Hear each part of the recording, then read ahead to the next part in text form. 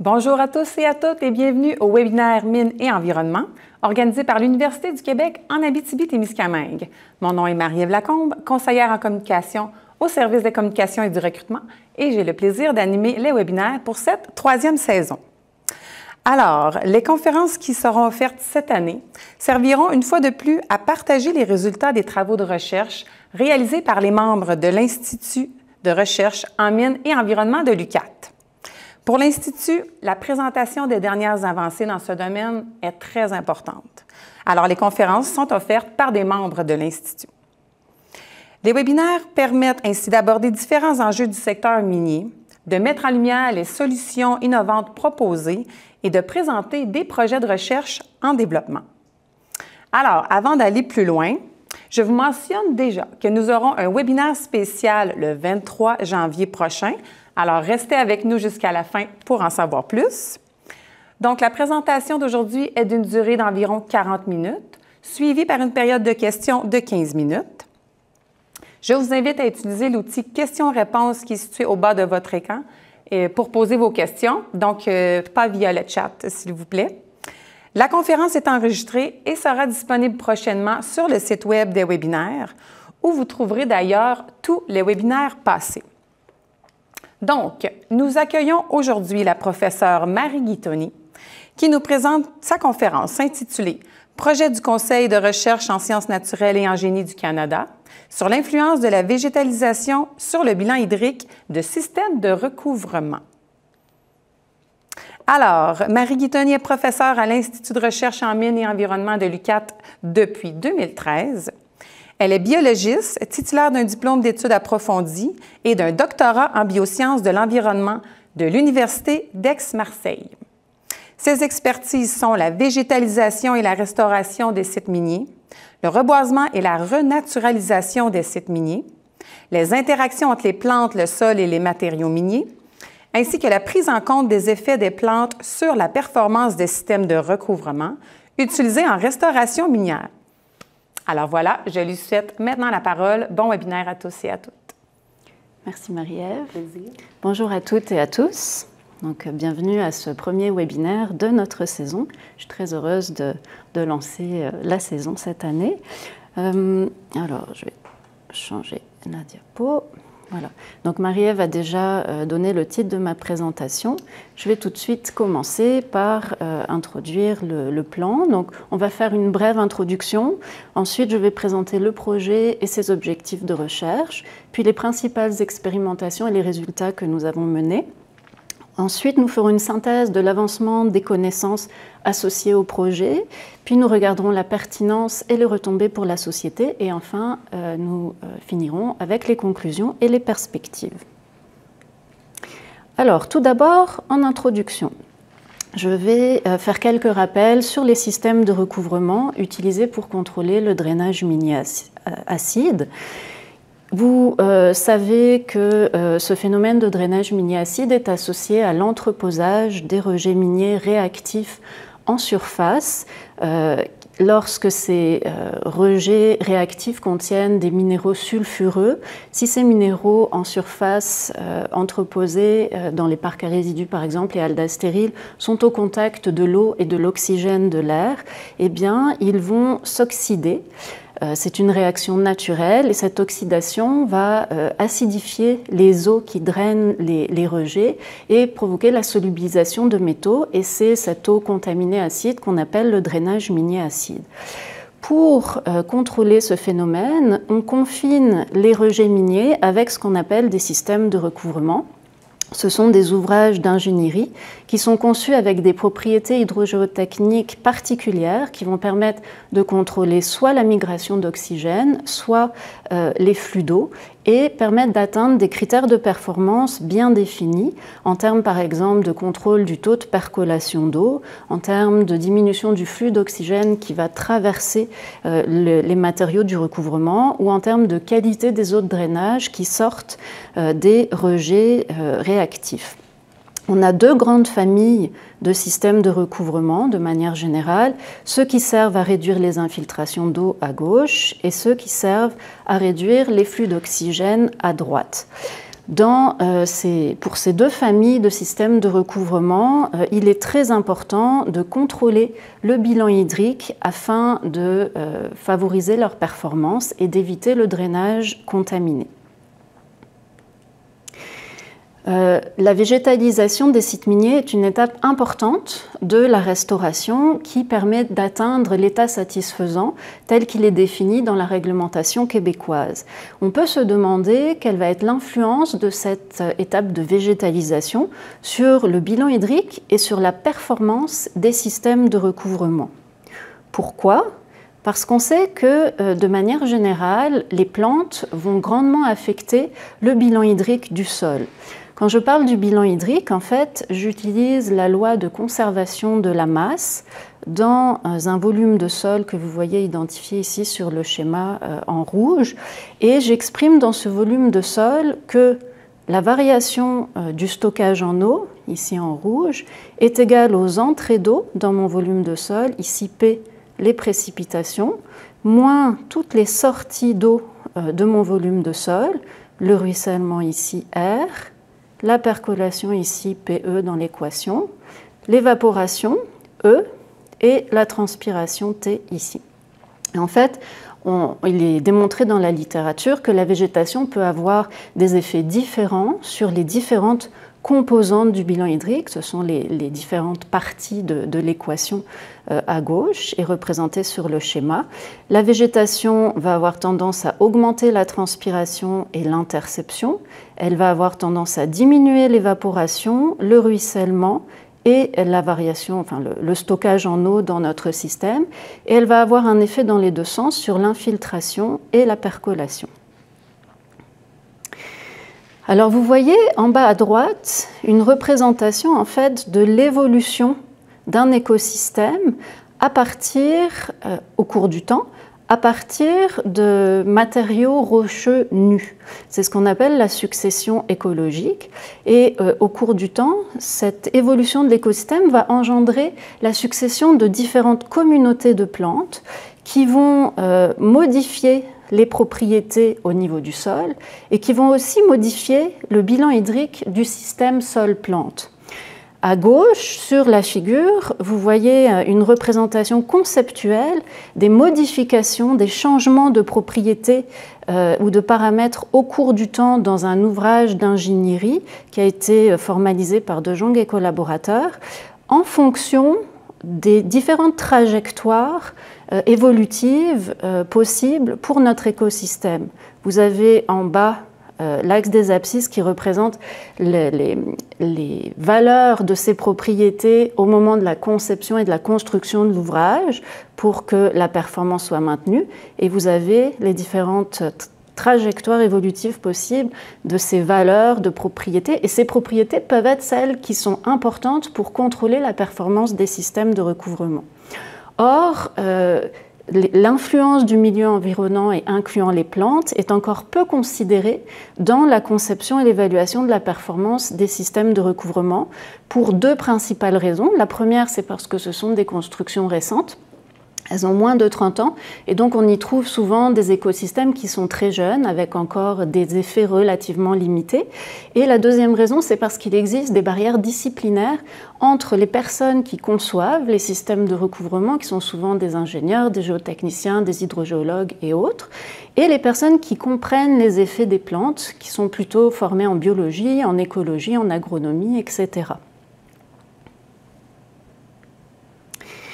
Si on regarde les connaissances déjà disponibles dans la littérature sur l'effet des plantes sur le bilan hydrique dans le contexte particulier des systèmes de recouvrement, eh bien, il y en a qui sont disponibles, mais surtout sur les recouvrements de type stockage-relargage, donc on parle de barrières à l'eau, et ces recouvrements sont utilisés surtout en climat sec. Dans ce contexte, il a été montré que la végétation aurait tendance à augmenter la performance à court terme de ces recouvrements en diminuant l'érosion hydrique et aussi en augmentant le relargage par évapotranspiration dans le système de recouvrement, ce qui va diminuer le volume stocké, le volume d'eau stocké dans le recouvrement qui pourrait percoler vers les rejets réactifs qui sont recouverts. Cependant, il subsiste des besoins de recherche sur d'autres systèmes de recouvrement et aussi en climat humide, comme c'est le cas au Québec. Je passe maintenant à la présentation du projet et de ses objectifs de recherche, puis vous allez voir qu'on a essayé de répondre à ces besoins de recherche dans le montage de ce projet. Alors c'est un projet qui s'est étalé sur 5 ans, de 2019 à 2024, qui a été financé grâce au programme de subvention en recherche et développement coopérative, donc RDC, du CRSNG. Le budget total du projet, c'était 650 000 $, financé pour moitié par l'argent du CRSNG, donc de l'argent fédéral. Et ça implique, pour votre information, une évaluation par les pairs, donc par d'autres chercheurs, de la qualité scientifique du projet avant l'octroi du financement. Donc c'est un gage de qualité au niveau scientifique du projet proposé. Et il y avait également 170 000 $ d'argent de partenaires industriels qui sont présentés ici, la mine canadienne Malartic, la mine Éléonore de Newmont et la mine Westwood d'Ayam-Gold, qui font tous 3 parties du consortium de recherche IRMUCAT Polytechnique. L'équipe de réalisation à l'UQAT impliquait 3 professeurs, moi-même, Bruno Bussière, Isabelle Demers, et également des personnes étudiantes, Julieta Jalabert, Abdoulaye Bari, Oda Arabiar Mohammadi, Babar Moujtaba, Alex Proto, Léo Lamarche et également d'autres stagiaires de premier cycle. Puis je tiens à mentionner aussi la contribution au projet du ministère des Ressources naturelles et des Forêts qui nous a permis l'accès au site Manitou et qui a contribué aussi en nature au projet avec des contributions en temps pour réviser les publications scientifiques notamment.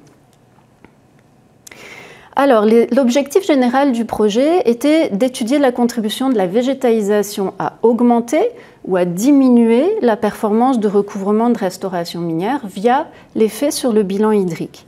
Nous avons étudié cet objectif dans un premier contexte qui concernait le bilan hydrique de roches stériles végétalisées, et ceci dans des cellules expérimentales à la mine canadienne Malartic.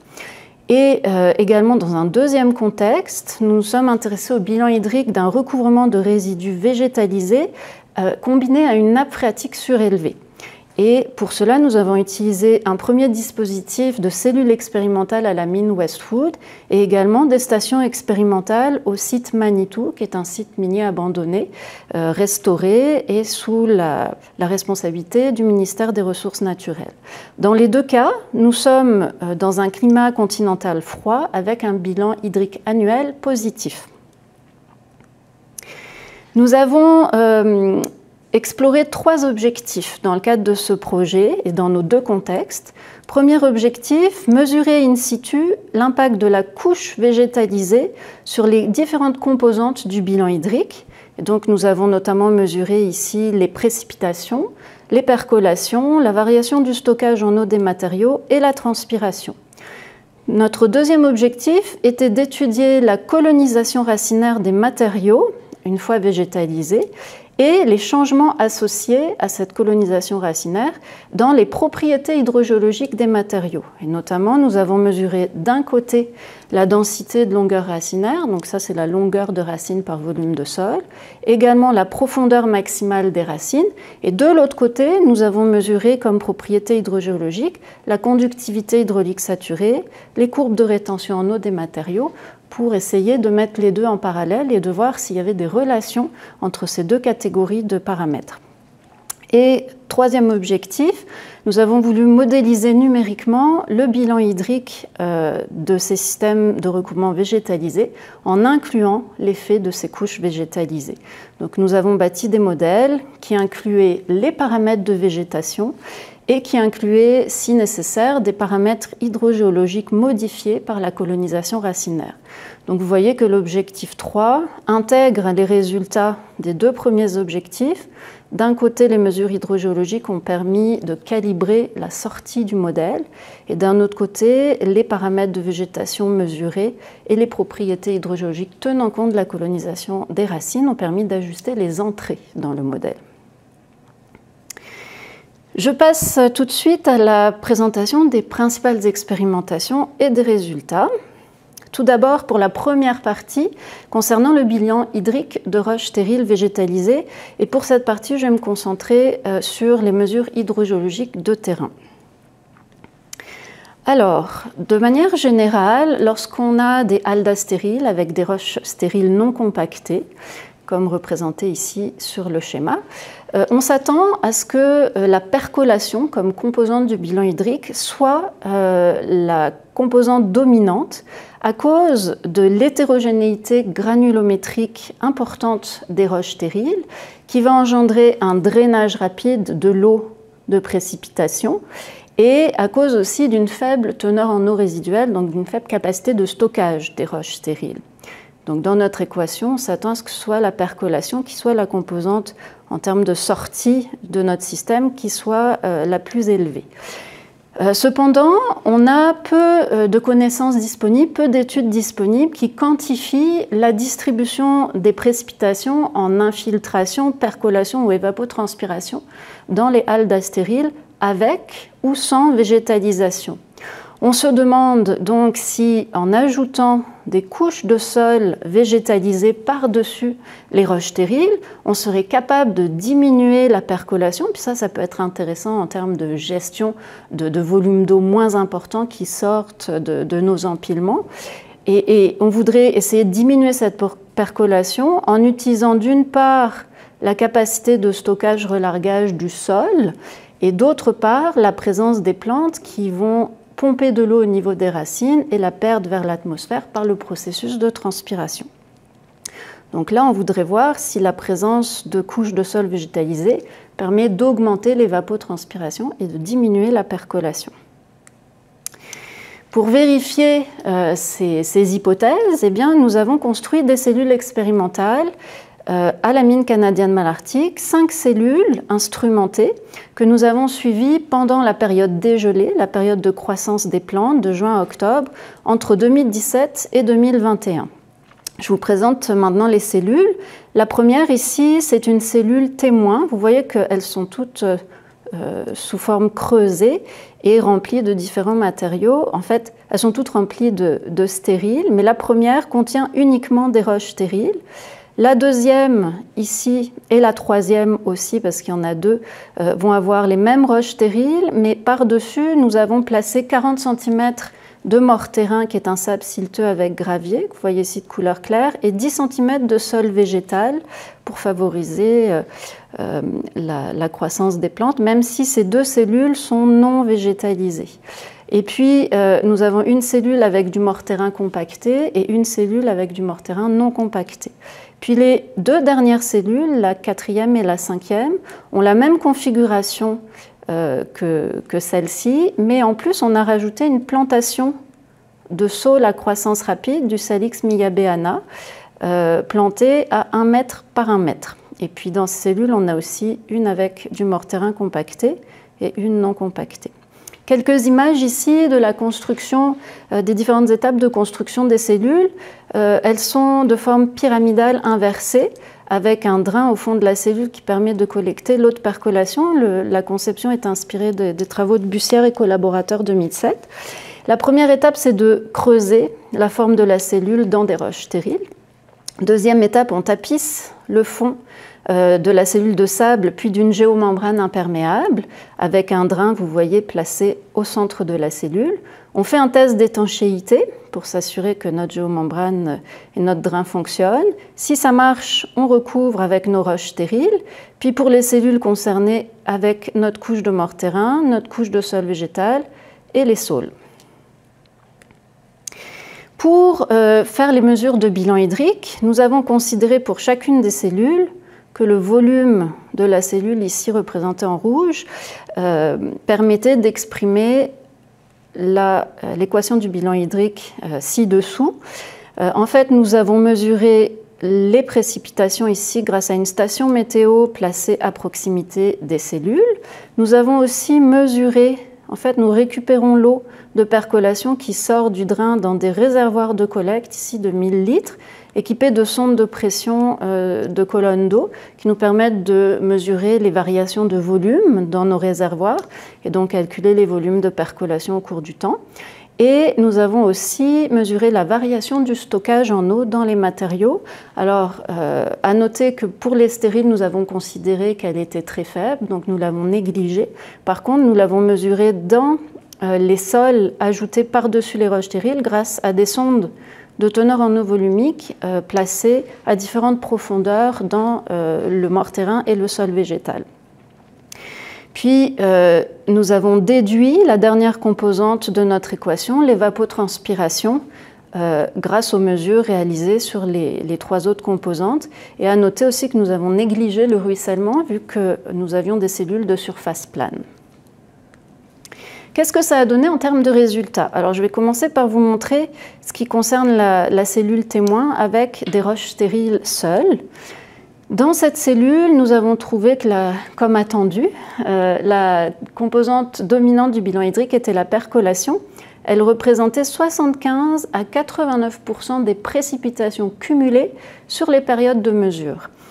Et ça, si on compare à ce qu'on a pour les quelques études disponibles dans la littérature, c'est plus élevé que d'autres études sur des roches stériles. Également, si on calcule les ratios percolation sur évapotranspiration pour notre étude, ils sont autour de 3 à 8,2, ce qui est plus élevé également que ce qui est rapporté dans la littérature pour d'autres études sur stériles. Ça veut probablement dire que nos roches stériles, elles sont plus grossières que celles des autres études et elles sont vraiment peu compactées. On a tout de même voulu valider les résultats du bilan hydrique qu'on avait obtenus grâce à la modélisation avec CIP-W et on y a réussi, mais je n'ai pas le temps de vous présenter les résultats aujourd'hui. Ce sont les travaux de Julieta Jalabert dans son mémoire, si vous voulez y avoir accès. Un exemple ici aussi de dynamique de percolation qu'on a obtenu dans cette cellule en 2018 par exemple. Vous voyez en vert ici la courbe des percolations mesurées cumulées au cours de la période et vous voyez qu'elle suit de manière assez proche la dynamique des précipitations cumulées. En fait, on observe que pratiquement chaque événement pluvieux engendre un événement de percolation dans les roches stériles. Passons maintenant aux cellules roches stériles recouvertes de morterin mais non végétalisées. Vous avez ici la cellule avec le morterin non compacté et compacté. Puis à part cette première année ici pour la cellule non compactée. Pour les autres périodes de mesure, vous voyez ici en vert la percolation, en mauve l'évaporation et en bleu la variation du stockage qui est une très petite composante de notre bilan hydrique. Et vous pouvez voir que pour ces 9 mesure, eh bien, c'est l'évaporation qui devient la composante dominante du bilan hydrique et la percolation en conséquence diminue. C'est ce qu'on avait anticipé lorsqu'on ajoute une couche de sol, on ajoute une capacité de stockage-relargage à notre système et on a une évaporation plus grande et une percolation plus faible. À noter aussi un phénomène intéressant pour la cellule compactée. Si on regarde notre bilan hydrique de ces 3 premières années et qu'on le compare à la cellule non compactée, on a une percolation ici en vert qui est réduite dans les matériaux compactés par rapport aux matériaux non compactés. Cet effet disparaît la 4e et la 5e année. Donc en fait, il semblerait qu'on a un effet intéressant de la compaction du morterin qui diminue encore plus la percolation, mais que cet effet est temporaire, il dure seulement 3 ans et à partir de la 4e année, on a des bilans hydriques similaires à celui du morterin non compacté. Dernière comparaison, celle avec la cellule ici, sur laquelle on a planté des saules, puis les résultats c'est pour la cellule avec le morterin non compacté.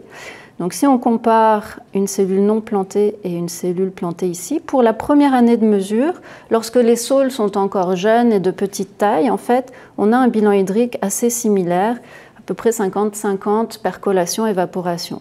À partir de la 2e année, par contre, et jusqu'à la 5e, cela se maintient, on a une nette diminution de la percolation et une augmentation de l'évapotranspiration par rapport à la cellule non plantée. Donc il semblerait que la présence de la plantation de saules permette encore plus d'augmenter la composante évapotranspiration et de diminuer la percolation. Celle-ci est réduite à des valeurs aussi faibles que 11 à 15% des précipitations cumulées pour les 4 dernières années de mesure. Nous avons aussi voulu calculer l'évapotranspiration journalière associée aux 2 cellules plantées avec les saules pour pouvoir faire des comparaisons avec ce qui était connu dans la littérature. Et nous avons aussi mesuré la transpiration de manière directe sur des individus de saules plantés avec un équipement qui s'appelle des capteurs de flux de sève.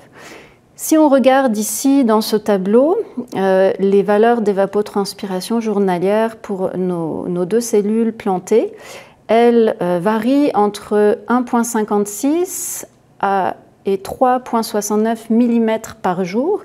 Et si on compare ces valeurs à ce qui est rapporté dans une synthèse de littérature sur l'évapotranspiration des saules, on voit que ces valeurs sont plus faibles que ce qui est potentiellement associé à des plantations de saules. Donc, qu'est-ce que ça veut dire? Ça veut dire qu'on a encore du potentiel pour augmenter le taux de transpiration et d'évapotranspiration associé à des plantations de saules en contexte minier.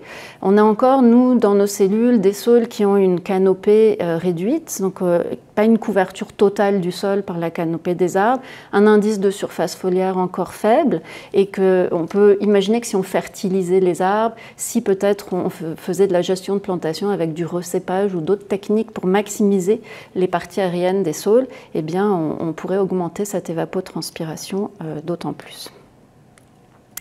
Je passe au deuxième volet de notre étude qui concerne le bilan hydrique d'un recouvrement de résidus végétalisés avec une nappe phréatique surélevée. Et dans ce cas, je vais vous parler des 3 objectifs identifiés précédemment. Alors, un rappel d'abord sur la technique de la nappe surélevée, qui est une technique pour contrôler le drainage mini-acide. Ici, vous avez une représentation d'un parc à résidus. Puis, dans ce parc, dans les résidus réactifs que vous voyez ici, on veut maintenir le niveau de la nappe phréatique élevé, suffisamment élevé pour garder en tout temps un degré de saturation très élevé dans nos résidus réactifs, parce que le fait que les pores soient remplis d'eau, ça crée une bonne barrière à la diffusion de l'oxygène. Donc on est dans un contexte de barrière à l'oxygène.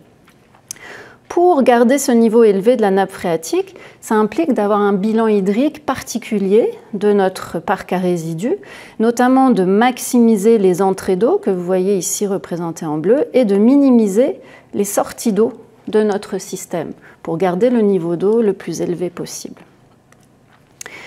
En lien avec cette technique de contrôle du drainage mini-acide, il y a déjà plusieurs facteurs d'influence sur la performance qui ont été étudiés. Je les ai listés ici. Mais dans la littérature, on trouve peu d'études concernant les effets de la végétation sur le bilan hydrique de ces systèmes et peu d'effets considérant l'effet de la succession végétale, donc de l'évolution des communautés de plantes. Vous voyez ici, par exemple, l'exemple du site Manitou où on avait une végétation herbacée qui a été utilisée pour la végétalisation du parc à résidus. Et après quelques années, on voit qu'il y a des plantes ligneuses, du saule notamment, qui colonisent. Donc on a comme un début d'évolution vers la forêt, qui est l'écosystème qui environne le site. Les questions qu'on peut se poser en lien avec la présence de végétation sur des parcs à résidus restaurés avec cette technique, c'est la première, c'est est-ce que la présence de végétation va augmenter l'évapotranspiration? Puis comme c'est une sortie d'eau de notre système, est-ce que ça impacte négativement la performance?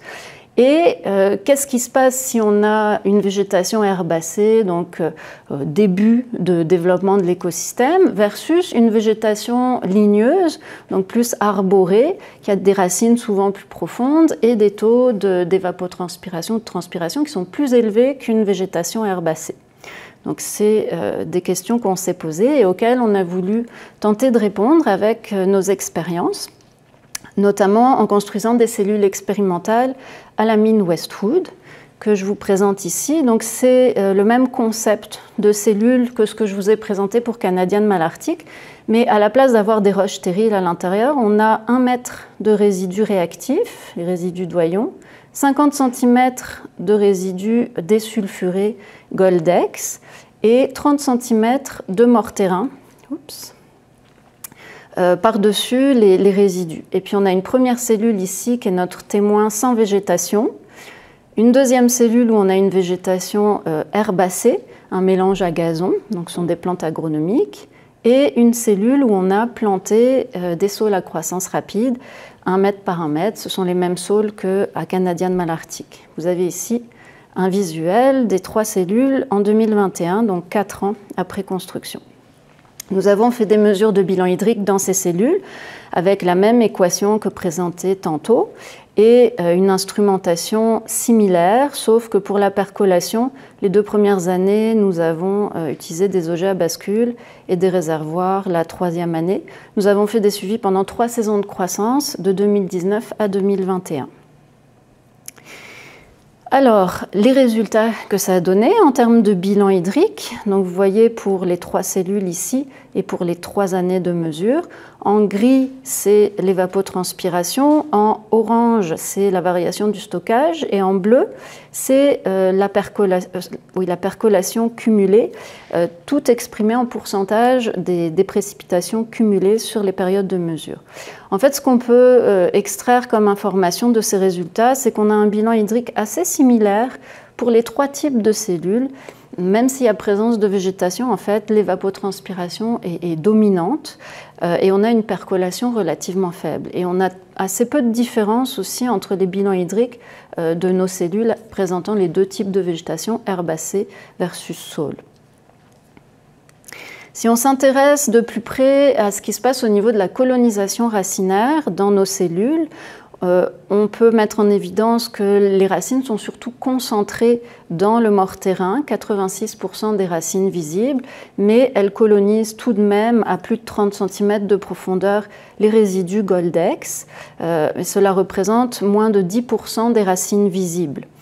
Ce sont surtout des racines fines, donc de diamètre inférieur à 2 mm, qui colonisent les résidus Goldex, et dans la cellule sous les plantes herbacées, on a une colonisation en termes de longueur de racine par volume de matériaux qui est plus élevée que dans la cellule sous le saule. Donc l'intensité de colonisation est plus élevée pour les herbacées, mais ce qu'on a pu mettre aussi en évidence, c'est que par contre, pour la cellule sous les saules, on avait une profondeur de racine visible plus importante que pour les herbacées. Et cela, c'est peut-être la raison pour laquelle, dans nos cellules avec saule, on a mesuré un degré de saturation dans les résidus Goldex et un niveau de la nappe phréatique plus faible que pour la cellule avec les herbacées et que la cellule témoin. Donc il semblerait que la végétation de type arborée, saule, puisse avoir un effet plus négatif sur la performance que la végétation herbacée. Nous avons voulu aller plus loin en lien avec cette colonisation racinaire et répondre à notre deuxième objectif, regarder l'évolution des propriétés hydrogéologiques des résidus Goldex après colonisation racinaire. Pour cela, nous avons travaillé sur le parc 2 du site abandonné Manitou dans 3 types de stations. Premier type, nous avons travaillé directement sur les résidus Goldex sans végétation, puis résidus Goldex avec une végétation herbacée ensemencée et résidus Goldex avec la même végétation herbacée mais des saules qui ont naturellement colonisé le parc à résidus. Et dans ces 3 types de stations, nous avons fait des collectes d'échantillons non perturbés, comme vous le voyez ici sur la photo. Et à partir de ces échantillons non perturbés, nous avons fait des mesures de conductivité hydraulique saturée, puis sur des sous-échantillons, des mesures de courbe de rétention en eau.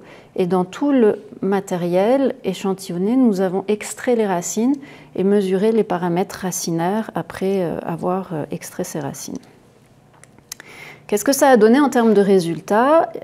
Si on s'intéresse à la conductivité hydraulique saturée en centimètres par seconde, pour les stations avec herbacées et saules, et les stations témoins sans végétation, on voit que les gammes de conductivité hydraulique saturée mesurées, quel que soit le type de station, sont relativement similaires. En fait, il semblerait que la colonisation racinaire pour nos 2 types de végétation ait peu d'influence à ce stade de développement de la végétation sur la conductivité hydraulique saturée de nos résidus. Nous avons fait un travail similaire dans les cellules expérimentales à Westwood, notamment ici sur les courbes de rétention en eau mesurées sur des échantillons colonisés par les racines herbacées ou avec saule. Puis vous voyez ici les points des courbes de rétention en eau mesurées, et en fait ces points sont compris pour la plupart des échantillons colonisés par les racines entre les deux courbes de rétention en eau qui correspondent au matériel avec la plus faible granulométrie et la granulométrie la plus élevée dans nos cellules pour les résidus Goldex. Donc en fait, ce que ça montre, c'est que l'influence potentielle de la présence des racines sur les courbes de rétention en eau et la variation de ces courbes de rétention en eau, elle est plus faible que la variation qui est associée au changement de granulométrie des résidus Goldex dans nos cellules. J'ai fini pour les deux premiers objectifs et je vais passer au troisième objectif qui concerne la modélisation de notre bilan hydrique, et je vais m'intéresser aux travaux qui ont été faits sur le parc 2 du site abandonné Manitou. Donc on a toujours la même technique de restauration, et ici je vous ai mis une photo pour vous montrer à quoi ça ressemble sur le terrain. En fait, on a la couche de résidus Goldex désulfurés qui recouvre nos résidus Manitou ici qu'on voit en orange, qui sont les résidus réactifs.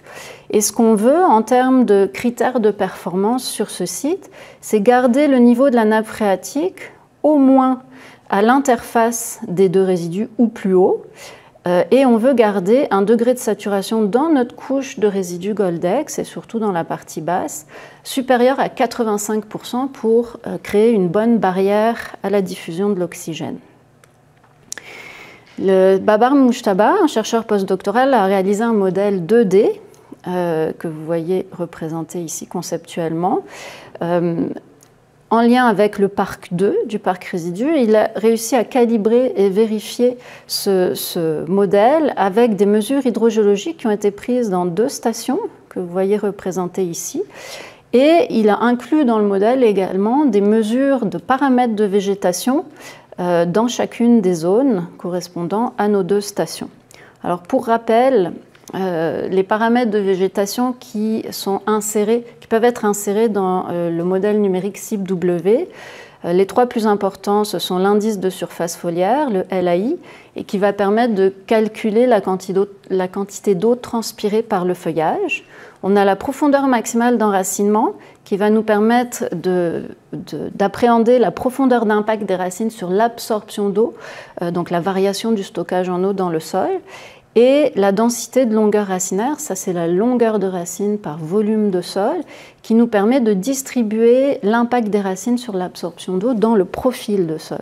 Puis il y a aussi d'autres paramètres de végétation que je vous ai écrits ici.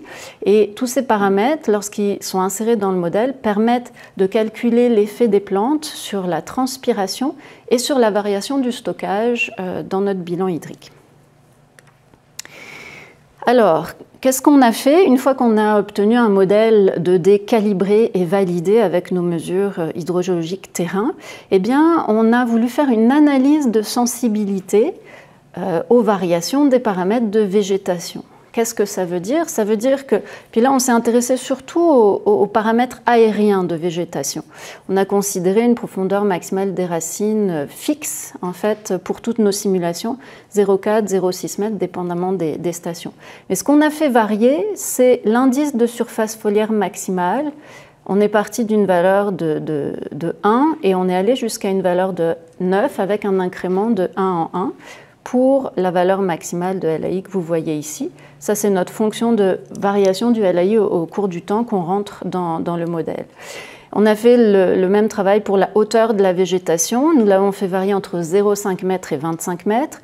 Et nous avons aussi considéré différentes formes de relation entre le recouvrement de la végétation et l'indice de surface foliaire. Puis ça parle de l'orientation des feuilles par rapport au sol.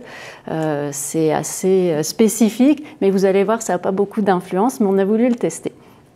Puis, je vous ai résumé ici les principaux effets de nos 3 paramètres de végétation qu'on a fait varier sur différents critères de performance qu'on a utilisés comme sortie du modèle pour valider notre performance ou pas, le niveau moyen de la nappe phréatique, le pourcentage de jours où le critère de niveau de la nappe n'était pas atteint, le degré de saturation moyen dans les résidus Goldex, puis à 40 cm au-dessus de l'interface avec les résidus Manitou, et le pourcentage de jours où le critère de degré de saturation n'était pas atteint dans les résidus Goldex. Puis en fait, le paramètre qui a eu vraiment le plus d'influence sur notre analyse de performance, c'est l'indice de surface foliaire. Son augmentation a nettement engendré des pertes de performance pour nos 4 critères, alors que pour la hauteur de la végétation puis l'orientation du feuillage, il y avait des effets très minimes et même parfois avec des variations de sens au niveau de l'effet. Donc, je ne vous le présente pas aujourd'hui. Je vais vous montrer juste un exemple de sortie plus détaillée qu'on a pu obtenir de cette analyse de sensibilité, notamment pour l'indice de surface foliaire. Vous voyez ici nos valeurs de 1 à 9. Et en fait, on a été capable, pour 2 critères de performance, de définir, en fait, de faire une analyse de risque et de définir 3 gamme de valeurs d'indice de surface foliaire, de LAI, une gamme qui correspond à une zone sécuritaire, une gamme qui correspond à une zone critique et une gamme qui correspond à une perte de performance importante. Vous voyez représenté en bleu ici le niveau de la nappe phréatique moyen et en gris ici le degré moyen de saturation dans les résidus Goldex. Puis vous voyez représenter les critères de performance ici en termes de niveau de la nappe, minimum qu'on ne veut pas, sous lequel on ne veut pas aller, et de degré de saturation, donc 85%, qui est notre critère de performance. Puis ce qu'on voit, c'est que pour un LAI inférieur à 3, on respecte nos 2 critères de performance, zone sécuritaire. À partir d'un LAI égal à 3, on commence à avoir une perte de performance pour le niveau de la nappe. On passe donc dans une zone critique parce que notre 2e critère sur le degré de saturation est encore respecté. Et à partir d'un indice de surface foliaire égal 6, voilà, nos 2 critères ne sont plus respectés et on anticipe une perte de performance. Donc ça permet d'identifier à partir de quel seuil de paramètres de végétation, et ici le LAI, il faut penser qu'on va pouvoir avoir une perte de performance et ça peut orienter des interventions en fait, sur notre site, que ce soit en termes de contrôle de la végétation ou d'ajustement du design de notre couvrement.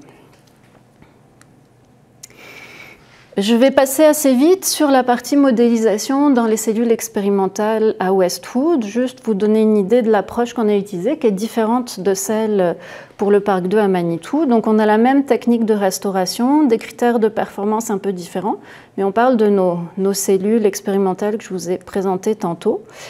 Oda Rabia Mohammadi, une étudiante au doctorat, a réalisé un modèle en 2 dimensions pour représenter les cellules. Et notamment, nous avons utilisé la cellule avec Saul, dans laquelle nous avons essayé de nous projeter à long terme en insérant dans le modèle des données climatiques projetées pour la fin du siècle, et également en utilisant des paramètres de végétation en termes de LAI et de profondeur maximale des racines qui correspondaient à un scénario de végétation évoluée, notamment une végétation forestière tempérée mixte qui pourrait se retrouver sur le site Westwood pour la fin du siècle. Brièvement, qu'est-ce qu'on a pu montrer avec les travaux de Oda en insérant certaines projections climatiques, parce qu'il en existe plusieurs. Vous savez, il y a toute une gamme de modèles qui permettent d'avoir des projections climatiques pour la fin du siècle. Il y a différents scénarios de forçage radiatif aussi. Mais pour notre scénario, nous, on avait une augmentation des températures et une augmentation des précipitations. Eh bien, le fait qu'on ait quand même une augmentation des précipitations a permis de garder notre critère de performance dans les cellules en termes de niveau de la nappe. Par contre, si on insère notre scénario de forêt tempérée mixte dans le modèle, eh bien là on voit une perte de performance au niveau du critère de la nappe et du critère de degré de saturation dans les résidus Goldex. Je vais passer à la synthèse de l'avancement des connaissances. Alors, j'ai séparé ça en 3 parties. La première, c'est les aspects fondamentaux. En termes de connaissances scientifiques, le projet a permis une meilleure compréhension de la répartition relative des composantes du bilan hydrique dans des matériaux miniers et des systèmes de recouvrement et sous climat humide, donc dans notre contexte québécois. Et également, on a obtenu une meilleure compréhension du développement racinaire dans des matériaux miniers et aussi dans des systèmes de recouvrement. J'ai mis bout HDS ici, j'en ai pas parlé, mais ça faisait partie du projet dans son ensemble. Deuxième volet de l'avancement des connaissances, les aspects appliqués. Notre recherche, qui est interdisciplinaire, je tiens à le souligner, a permis de mieux quantifier les effets positifs et négatifs de la présence de couches végétalisées sur la performance des systèmes de recouvrement, et ceci à moyenne et grande échelle sur le terrain. À moyen terme aussi, nous avons pu montrer que la colonisation racinaire a peu d'effet sur les propriétés hydrogéologiques des matériaux de recouvrement. Et nos premières projections numériques, qui sont, je tiens à le préciser, préliminaires, ont montré que les effets de la végétation à long terme pouvaient être importants sur la performance d'un recouvrement avec nappe phréatique surélevée, et donc cette technique semblait vulnérable à l'évolution de la végétation. Au niveau développement méthodologique, nous en avons eu plusieurs. Le premier, c'est le développement d'une approche méthodologique pour mieux intégrer, étape par étape, du modèle physique au modèle numérique, donc avec l'utilisation des cellules expérimentales et de la modélisation numérique, l'éventuelle influence de la végétalisation dans la conception et l'évaluation de la performance des recouvrements. Deuxièmement, nous avons développé aussi une procédure d'échantillonnage non perturbé et de mesure au laboratoire des propriétés hydrogéologiques clés qui vont contrôler la performance, et ceci sur des échantillons de matériaux avec racines. Puis ça, je tiens à souligner la grosse contribution de l'URSTM sur tous les volets développement méthodologique. Troisième contribution, nous avons formalisé des approches de caractérisation pour obtenir des valeurs de paramètres de végétation fiables qu'on pouvait insérer dans les modèles numériques. Donc là, on parle du LAI, on parle de la profondeur maximale d'enracinement, du RLD, du recouvrement, tous nos paramètres d'entrée requis dans le modèle CIP-W. Quatrième contribution, nous avons développé l'utilisation de plantes modèles, des plantes agronomiques, du sol à croissance rapide, dans des tests in situ à échelle intermédiaire pour faciliter le calibrage de modèles numériques d'hydrogéologie non saturée et faciliter aussi l'intégration de la végétation dans l'approche de conception des systèmes de recouvrement. Et puis finalement, cinquième contribution, nous avons travailler à calibrer nos modèles en utilisant deux composantes du bilan hydrique comme sortie. La variation du stockage, ça c'est assez commun dans les études, dans la littérature, mais aussi la percolation, puis ça c'est moins commun. Donc c'est une contribution intéressante.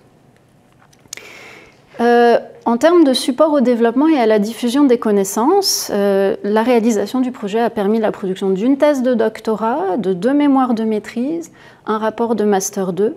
Nous avons réussi à faire 8 publications scientifiques, 2 affiches, 8 présentations à des conférences. Il y a aussi 4 rencontres de suivi avec les partenaires industriels gouvernementaux pour leur présenter les résultats de recherche.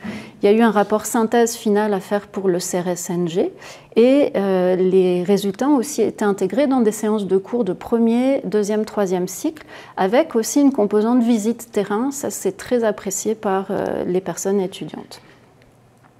Ici, je vous ai listé les différentes publications scientifiques pour ceux qui voudraient en savoir plus. Et on passe à la pertinence et aux retombées pour la société. La première retombée, c'est l'amélioration des pratiques. Je pense que ce projet permet de mieux intégrer l'influence de la végétation dans la conception et l'évaluation de la performance des systèmes de recouvrement. Le projet contribue aussi à développer des solutions environnementales. Notamment, on peut penser utiliser les plantations de saules comme phytotechnologie pour diminuer la percolation d'eau sur des rejets végétalisés ou sur des recouvrements à court moyen terme. Vous voyez que vous vous rappelez qu'en termes d'évapotranspiration, on pourrait quand même encore aller chercher des gains. Donc il y a potentiel d'améliorer cette contribution des plantations à augmenter l'évapotranspiration, diminuer la percolation et faire un lien avec la gestion de l'eau. Contribution aussi en termes de réduction de pollution. si on évalue mieux le risque que représente la végétation sur les recouvrements, eh bien, comme je le disais tantôt avec la modélisation, on peut anticiper les besoins d'entretien ou d'ajustement du design de nos systèmes de recouvrement pour s'assurer de maintenir la performance à long terme et éviter le drainage mini-acide, la contamination des écosystèmes. Et dernière retombée, mais non la moindre, la formation de la relève et de ressources humaines qualifiées. Nous avons formé 12 personnes en végétalisation et en restauration minière dans le cadre des travaux de ce projet. 2 personnes au postdoctorat, 1 doctorat, 2 maîtrises, 6 stagiaires et 1 master. Je vais finir avec les conclusions et perspectives. C'est important, je recommande de travailler à intégrer la végétation dans l'évaluation du bilan hydrique et de la performance des systèmes de recouvrement parce que, on le voit, elle a un effet important. Il serait recommandé aussi de privilégier la végétation herbacée par rapport à une végétation de type saule, ligneuse, pour favoriser la performance de la technique nappe phréatique surélevée. Plusieurs projets en développement en termes de perspective. Ça serait important de faire des suivis à plus long terme, à plus grande échelle aussi pour préciser l'influence de la végétation sur le bilan hydrique de nos systèmes de recouvrement. Et notamment des mesures à plus long terme permettraient de valider la capacité des modèles numériques à prédire les effets de la végétation sur la performance. Je vous le dis, il reste encore des incertitudes quant à cette capacité des modèles à refléter de manière réaliste l'effet de la végétation sur le bilan hydrique. On peut penser aussi de faire des nouveaux projets pour élargir les investigations à d'autres systèmes de recouvrement. Et également, j'attire votre attention sur le fait que dans le projet présenté, l'évapotranspiration était une composante déduite de la mesure des autres composantes. On peut envisager de faire des mesures directes avec d'autres développements méthodologiques de cette composante sur des sites restaurés, végétalisés, pour améliorer la précision de nos mesures et aider aussi dans le calibrage des modèles. Donc il y a des projets en développement et donc des opportunités d'études s'il y a des personnes qui sont intéressées. Ça va nous faire plaisir de leur en dire plus. Voilà, je vous remercie pour votre attention, puis je vais répondre aux questions. Merci beaucoup, professeur Guitoni. C'est donc maintenant la période de questions. Et ça tombe bien parce qu'on en a. Alors, une première question pour vous. À Canadienne Malartic, pour la cellule de roche avec plantation de saules, il semble que ces saules ont eu une croissance limitée. Qu'est-ce qui peut expliquer cette croissance limitée?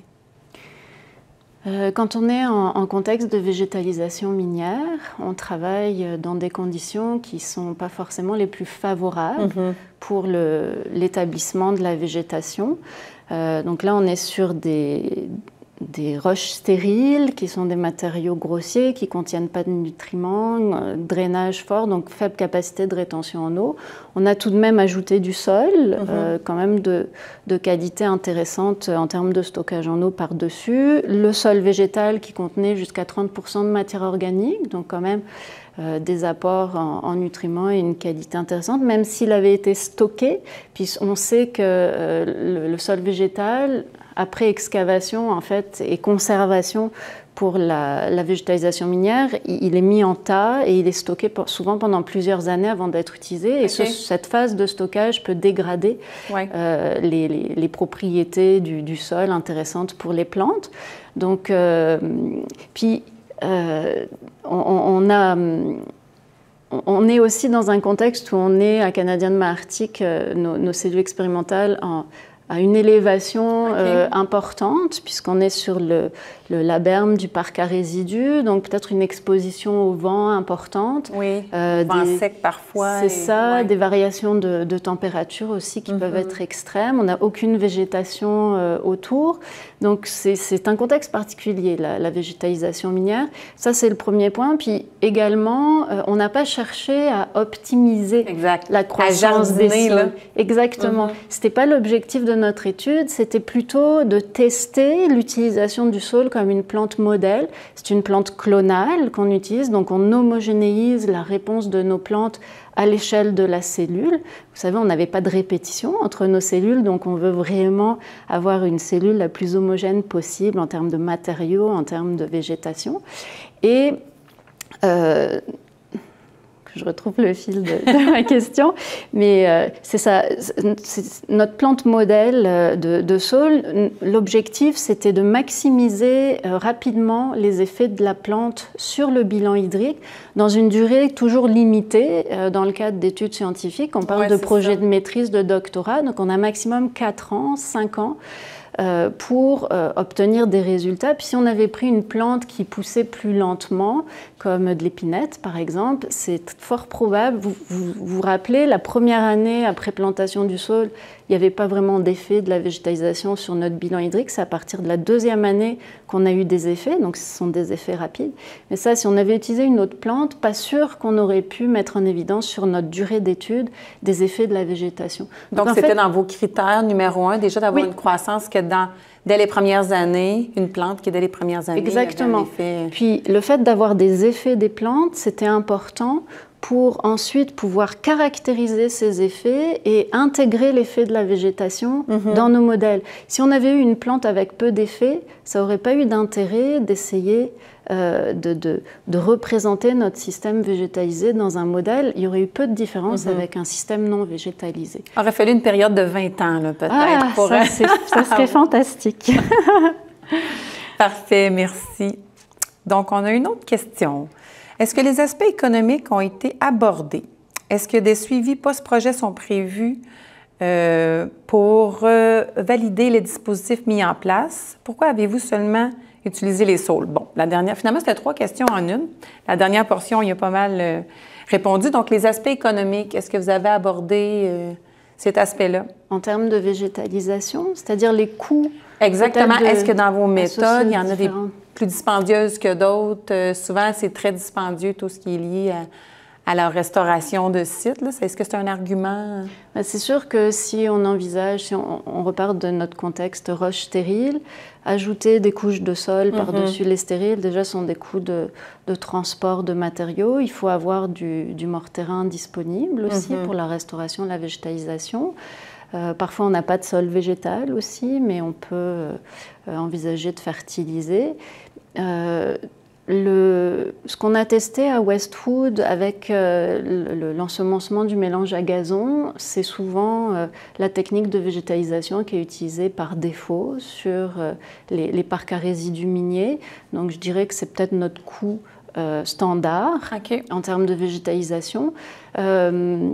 Si on parle d'utiliser des saules à croissance rapide, en termes de coûts, je ne pense pas que ce soit des coûts supplémentaires par rapport à notre scénario d'ensemencement herbacé.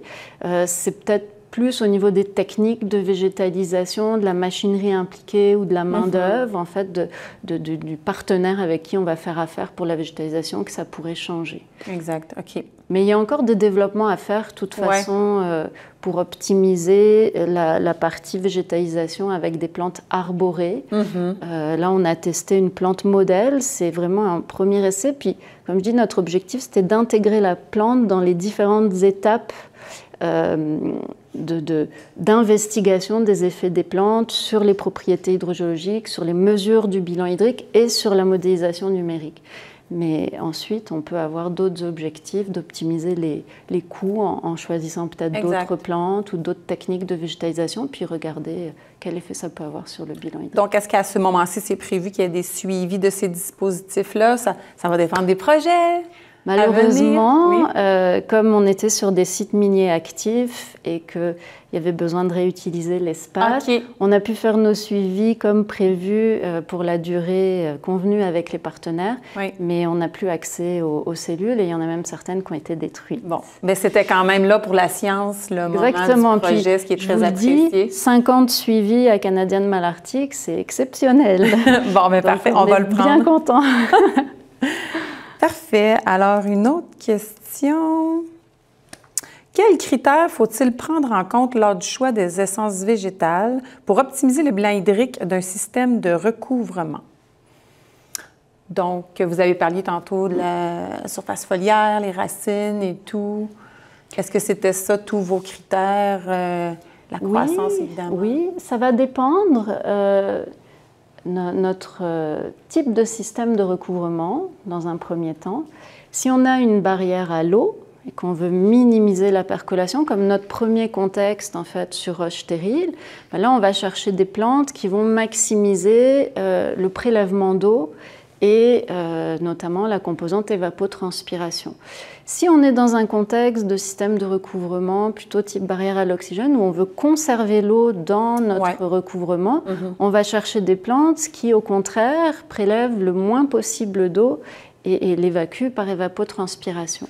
Puis si on veut maximiser l'évapotranspiration, souvent on va aller vers des plantes ligneuses, donc arbustes, arbres, et c'est mieux d'utiliser des feuillus, donc les plantes avec des feuilles larges et molles, et plutôt que des conifères avec des aiguilles parce qu'elles transpirent beaucoup moins. Oui, exact. Donc on peut sélectionner notre type de végétation pour maximiser l'évapotranspiration. On peut aussi réfléchir à la densité de plantation qui peut augmenter le nombre d'individus par mètre carré et la perte d'eau, maximiser la surface foliaire. Il y a plusieurs techniques qui peuvent être envisagées.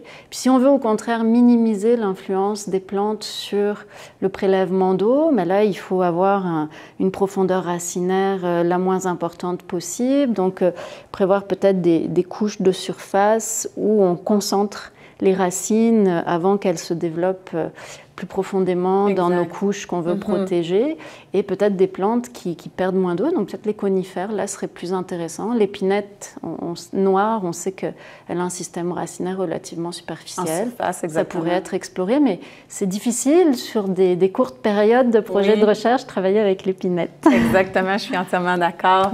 Merci, c'est donc tout le temps qu'on avait. Le temps file à toute allure, donc c'est ce qui termine la période de questions. Par contre, si vous avez des questions supplémentaires, vous pouvez les faire parvenir à l'adresse courriel qui s'affiche à l'écran. Nous vous répondrons dans les plus brefs délais. Et je vous rappelle que l'enregistrement est envoyé à l'ensemble des personnes inscrites aujourd'hui au webinaire et vous pouvez également demander une attestation de présence. Alors, pour tous ceux et celles qui attendaient, voilà. Alors, notre prochain rendez-vous est le 23 janvier 2025 pour un webinaire spécial. Donc, il sera fait par la lauréate du prix du meilleur article étudiant IRMUCAT Polytechnique en restauration minière.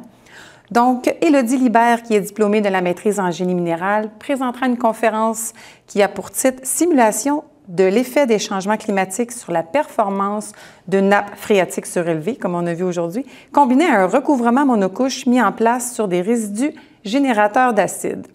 Alors, les inscriptions sont ouvertes sur le site des webinaires. Je vous remercie, professeur Guitoni. Merci à vous pour votre participation. Je vous souhaite une belle journée, mais surtout, passez de joyeuses fêtes et du bon repos. L'Institut de recherche en mines et en environnement, renommé sur la scène internationale, présente le premier MOOC sur les mines et les changements climatiques. C'est une nouvelle formation en ligne, gratuite et à la portée du grand public. Inscrivez-vous dès maintenant.